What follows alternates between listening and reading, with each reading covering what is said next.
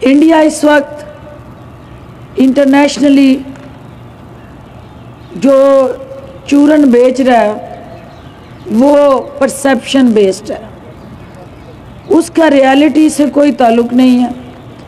इस वक्त पाकिस्तान को दो चैलेंज उन महाजों पे दरपेश हैं।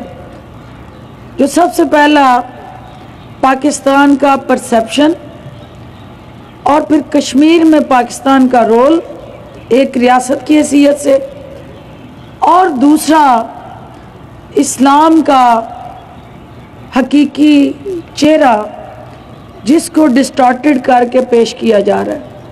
हिंदुस्तान अगर कश्मीर के और कश्मीर के अंदर बसने वालों की आज़ादी को सलब करके भी आपकी खुद मुख्तार हैसियत पे आइनी और कानूनी वार करके जो उसको चेंजेस किए हैं उसने,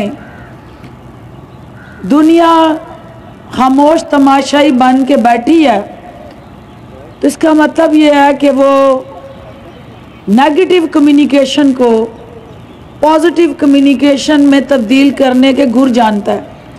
और वो आईटी से जुड़ा डिजिटलाइजेशन का जो उसका यूथ को एम्पावर करने का प्लान है, दुनिया उसके साथ कनेक्टेड है।